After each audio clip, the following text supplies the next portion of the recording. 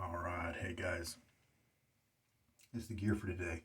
Kind of the same stuff in terms of the razor and the brush. This is the B1 from Declaration Grooming with a Franklin handle in unicorn ivory. F17, and I assume F for Franko or Franklin. This is the Homelike shaving Taiga. It's an adjustable stainless steel razor. It's a little on the aggressive side. The spectrum really suits people, it seems to me, that like it aggressive. So I got to dial it all the way down to the bottom, and I get nice shaves. I'm going to try another blade in it. It is one where it does seem to be important for my blade choice. I've had a couple of blades that worked much better in it than a couple other blades. Today we're going to try out the Perma-Sharp, and this one doesn't have too many uses, just a couple. We're going to be using Barrister and Mann Cologne Russe. I wanted to pick a larger tub because today is going to be face lathering. This B1 brush has a lot of backbone because that's just the nature of the B1 bristles. And I like the tips a lot. Very natural feel, but soft. They were treated, but not over-treated. And so I really like the tips. But unfortunately, the backbone, there's just so many bristles in there. It's so dense that in addition to the bristle itself, the thickness, all that, makes it really high in the backbone department. For me, other people may not say it's super high backbone, but it's a little higher than I enjoy, put it that way. I'd say maybe a 7 out of 10 in terms of backbone because of the density. And so we're going to do a face lather today, and so I wanted a nice big tub, and this is the Cologne Russe. Oh, what a great scent from Barrister and Mann. This is the Glissant base. It's an older base, but man, it is still a great performer. We are going to use the bowl today just kind of as a modified face lather.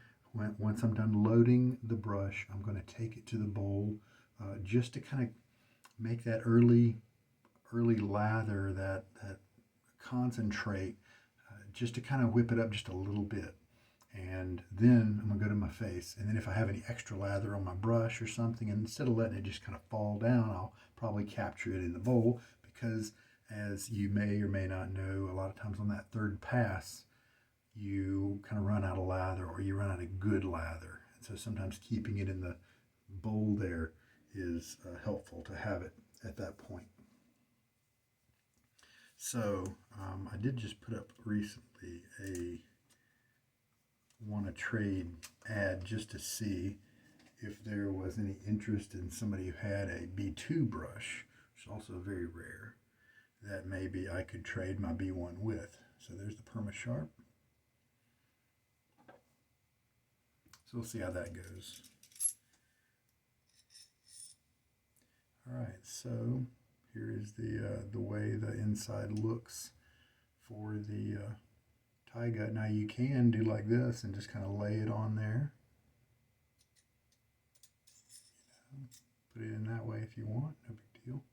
Alignment seems to be very good with this razor. You don't have to tweak it or anything like that. The end tabs are covered anyway, so it will be difficult to fix if there were a problem. I'm going to keep it on the one setting. And and always check, okay, the 3 marks. It's actually a tiny letter H, L, and S. The 3 marks there need to be all on one side. Lock it down. And there we go. So let's get this guy back in some water here.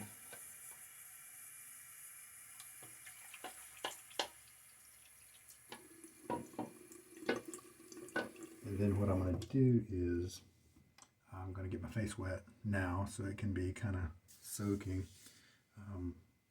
Give it a minute or so before we start putting lather on it, right? And then the brush has been soaking for a while, so that's good. It has absorbed a bunch of water. It holds a lot. Now, sometimes when people face lather, one of their customs, a standard practice is to take the brush out of the water, give it a couple of shakes, and then that's the water, whatever's left in the brush, that's the water you keep in the brush that you then start loading the soap. And so if you that sometimes works for sure. You know, a lot of people do it. That's a good starting point. But this knot is so big. It's either a 28 or a 30 millimeter brush. And so just a couple of shakes like that may leave me with too much water in the brush. But let's just play it by ear. Maybe I'll do that anyway. All right. All right. So this soap hadn't been used in several months. But this style of loading, we're just gonna kind of load until it looks like a good slurry has developed, a kind of thick slurry. That'll be our mark. I don't do this a lot. I prefer bowl lathering, but I have done some face lathers. When I started out, I was face lathering before I knew anything about YouTube shaving or forums or anything like that. All right, so we've definitely got some dripping, a saturated brush here. And so we'll give it a couple of shakes. Well, it had so much water, I just kind of felt several shakes.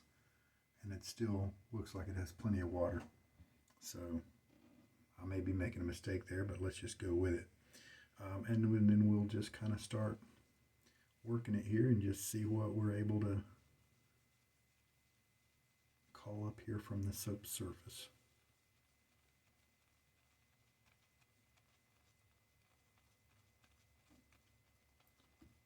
When I am loading for bowl lathering, often 20 seconds is all I need to load a soap for. Sometimes 30 if the soap hadn't been used in a long time. So yeah, we've got a light, bubbly, early lather kind of coming up.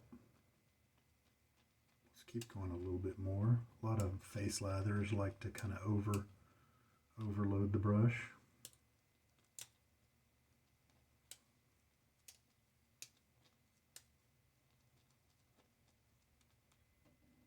All right. Let's just see how that works.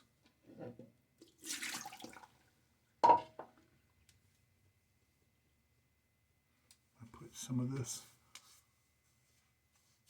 bubbly stuff on.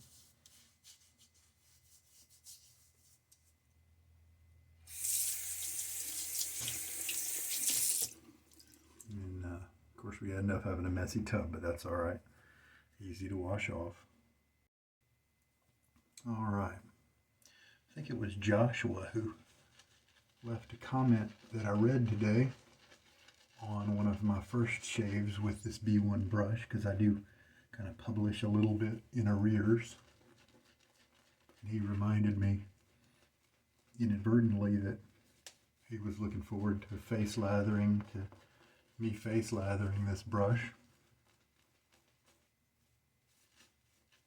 Yeah, see, look at that water that's in the brush that's kind of starting to just kind of dump out. If I slow down and kind of keep the tips down, tilt my head in this weird way, then that can kind of keep the moisture, the water in the brush, keep it in the lather where I want it.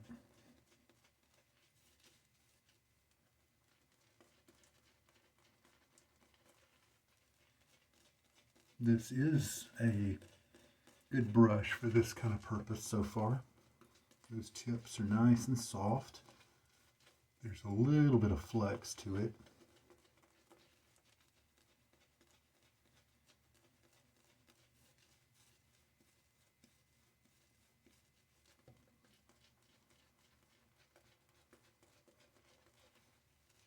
Just about a day of growth. So that's good test for the razor and blade.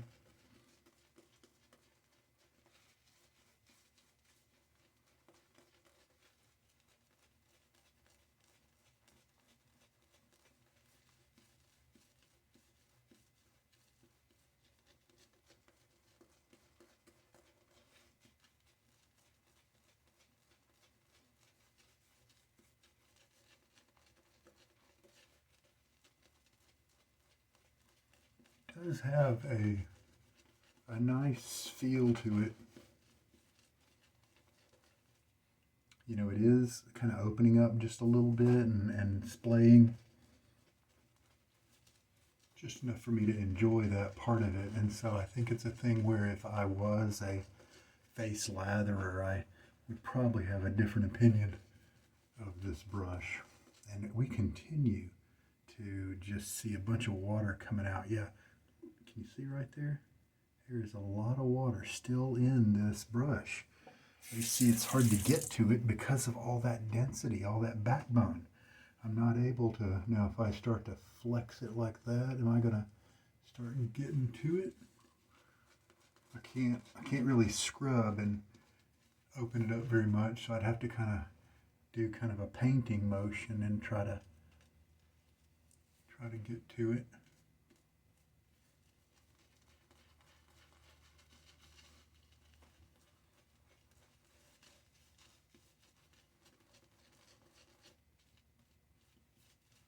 Now yesterday I used a lather that was more dry than I usually like, and I kind of paid for it with a little bit of irritation. It just wasn't as protective.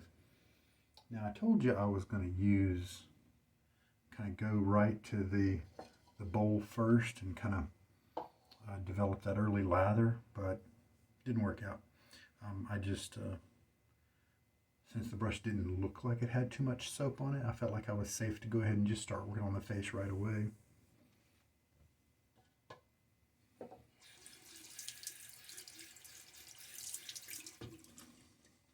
What a great scent.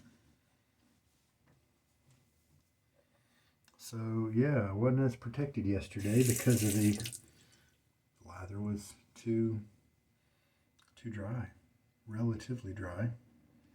So let's see how the Perma-Sharp does in the Homelike at setting 1. This is the Taiga.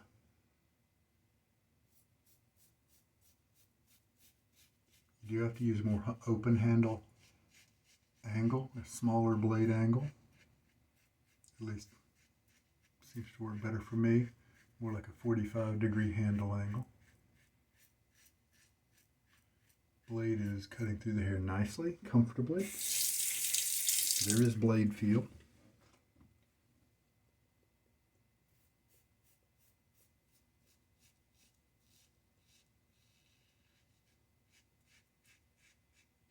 Now, I personally, for an adjustable, would like for the lowest setting not to have very much blade feel. That's kind of the point for me.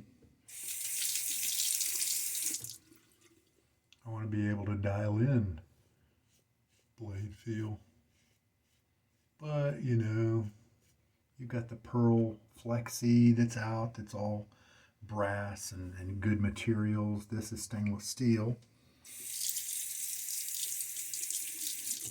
So there are other options. The flexi is also cheaper than this one by far.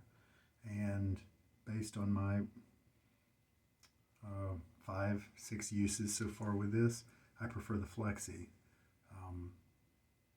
It's heavier, bulkier, though this guy's not light. But the range of adjustments just suits me much better. I can choose several different options on the flexi, whereas here I'm just stuck using the bottom one. All right, very good. All right, pass number 2. Now, I will note that just because I'm face lathering and don't really like it, doesn't mean that it's not for you. It just means it's not for me. I have tried it long enough to know that it's not for me.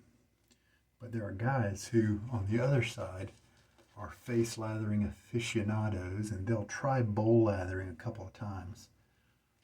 And they'll then say how inferior it is. Well, it's actually because they are bad bowl latherers.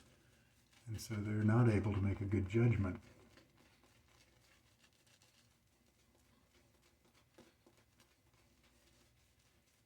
And so instead of me saying that face lathering is bad, I just say it's not for me. I have given it a good many tries. And there are certain face lathering techniques that I don't mind. And if you go to sugardaddyshaves.com, I do have a page that talks about some of the pros and cons of both methods. Like right now, I would much rather have a more wet lather right here. So why don't I add a little bit of water to the brush. And see, one of my biggest complaints about face lathering is right when you get the lather to as wet as I prefer to have it, that's when it gets loose and kind of starts to fling off.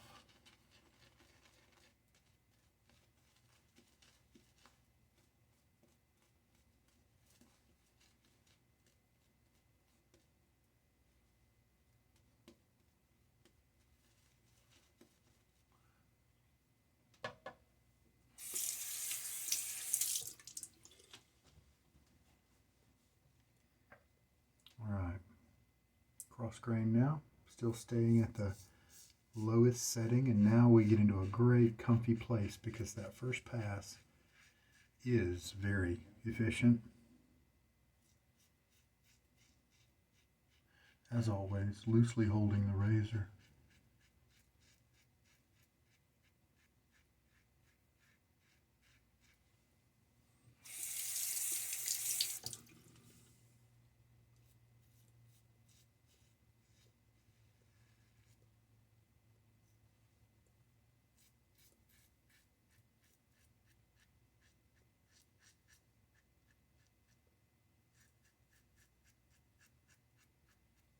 A couple of spots in my neck where I had the handle angle a little bit more like a normal angle at the 30-35 because I definitely felt the edge more.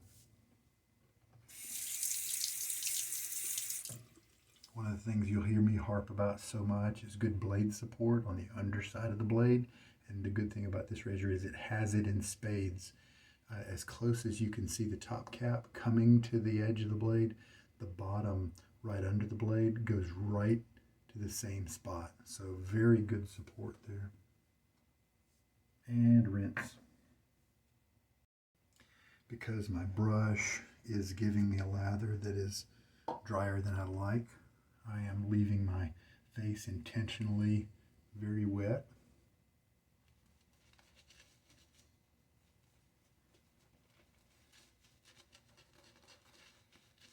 Don't mind at all this time if my goatee drips into my lather. Matter of fact, what if I went through and got a little bit of water?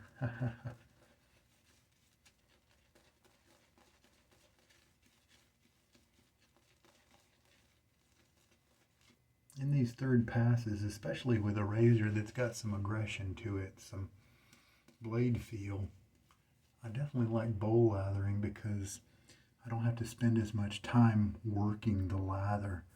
I've already done that on the first pass. And so it can, this can stir up some irritation if you're kind of riding close to the edge. Lather looks pretty good.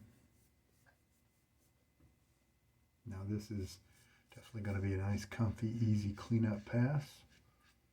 Now what I want it to do is not leave me with any irritation. I want it to clean up safely.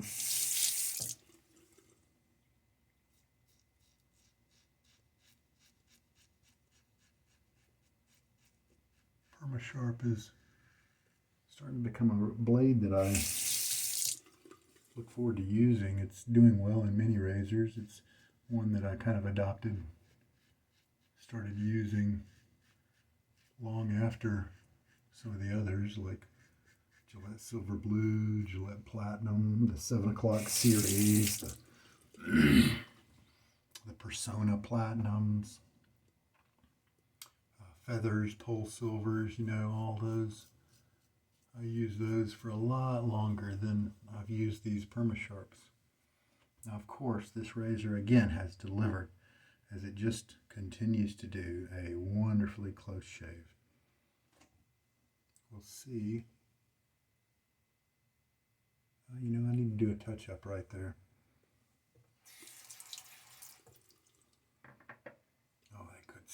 All right, we'll go ahead and see if this blade is, if this razor is going to be a little too aggressive to do a touch up here.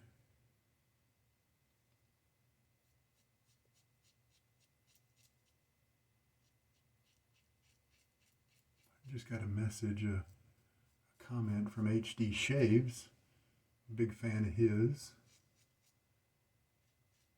He said that the shaver who sold me this B1 knot, I loaned it to him for a little while before he sold it to me.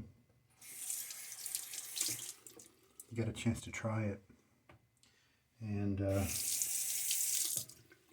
think I remember watching a video with him in that, but to him it was also got a little bit too much backbone, so I'm not alone. But this brush, I could see the dedicated face latherers out there. I could see them liking this brush more than a bowl latherer like me. It definitely does a little better for that purpose. Maybe when it starts out with that much concentrate, that nice feel of the brush in the beginning, it did open up just a little bit. It didn't give me a lot of splay, but it opened up just a little bit to kind of start to work the lather in, to work it up and start to combine it, and had a good feeling at that point. I didn't feel that ball of that tennis ball like I had before. Now, who knows, maybe I need a bigger soap cup to allow the water to come in as the brush is soaking before the shave. Let it open up a little bit more, because as you can see, my usual soap cup is just about as big as the brush is, so it doesn't have as much room to expand. That could be part of it.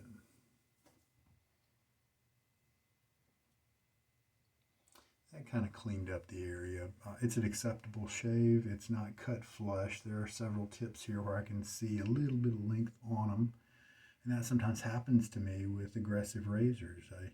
I don't feel like I can really work an area as well because of that aggression. So I don't think the Perma-Sharp is as good of a blade as I can use with other blades with this guy. Yeah, I love the fact that you can disassemble this guy totally easily without any tools. Full stainless steel. I'm happy with the workmanship. I just really wish that it was geared a little bit farther down so that I could use more than just the bottom setting. Brush, like I said, was a happy thing today. It definitely performed a little better in the face lathering capacity, building up the lather, starting with the concentrate. I felt the softness, and I felt it more like a brush. But honestly, there are just so many other brushes that I'd probably prefer. But I could see how face lathers would definitely love the B1. The aggression on this razor, the blade, it has given me just a little bit of razor burn kind of in the bottom area. This is a typical area for me to get some razor burn. But it just goes to show you, we're talking about the lowest setting. I'm definitely going to be using a balm. I'm going to bet there's some oud, maybe, in the Russian leather and the Cologne Russe scent.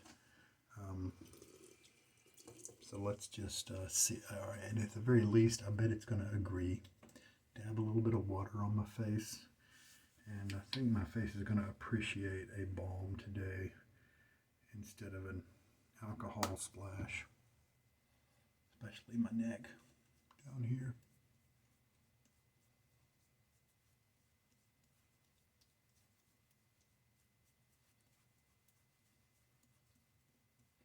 If you've got brush burn or razor burn, apply the balm in the direction of your hair growth, and I find it doesn't agitate my skin.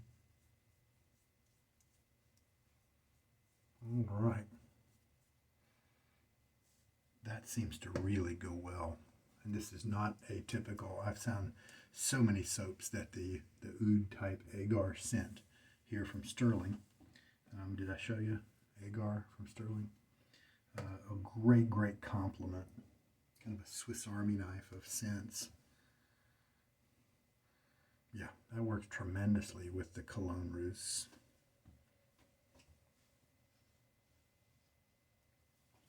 A little bit of irritation today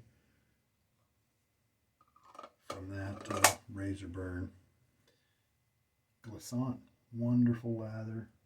It was too dry today, but I kind of expected that. I didn't want to take the time to try to work a bunch of water into it, only to be frustrated as the good stuff dropped down into the sink. But it got the job done. And it proved that this brush is a little better, in my opinion, for face lathering than it is with bowl lathering. There we go. I didn't have to add too much water. I just added a little bit of water. So not much was added to the brush. You saw I did quite a bit of shaking. So the knot itself holds a good bit of water. There we go. There we go. Hope this helps you guys. And I'll say it again, I am by no means a great face latherer. But one nice thing, we ended up with plenty of lather by the third pass. So that's a plus. I've definitely run out of lather in my face lathering attempts. In my early days, I would take my a junky Best Badger brush from Vanderhagen or something, and I would take my mug with the Vanderhagen soap in the bottom of it, and I had figured out how much water to pour on top of that soap, maybe a centimeter. And then I would take my dry brush, maybe I got it wet beforehand, I can't remember, too long ago. I would take my brush, go in and just start working that into a little bit of a lather. And the amount of water that I put on the brush, my goal was that I put on the soap there, that was to be the water that would make up the lather.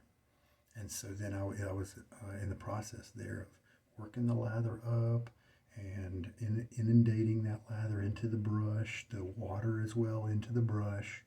And then when it looked more like a lather, then it was time to go to the face. And then it had enough of everything to do its job properly. And so that was my secret. And that was a pretty cool way to do it back then. All right. And these days, with maybe a mug of Williams mug or any other soap that's a hard soap that sits nicely in the bottom of a mug, you could do that kind of same thing, is figure out how much to pour over and leave, so that would be what you need for your shave.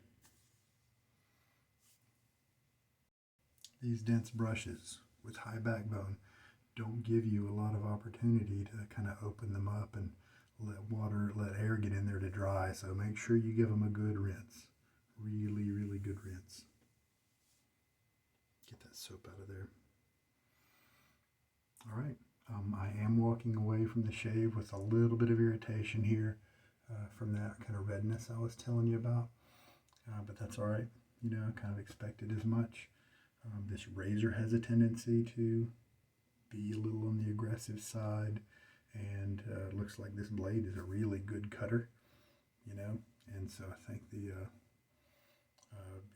this blade might be more comfy for me in this razor a little on down the line, with maybe 10 uses on it or something like that, where it's smoothed out just a little bit. There we go. Hope there's something in here to help you guys out. You take care. This is Sugar Daddy Shaves. Good night.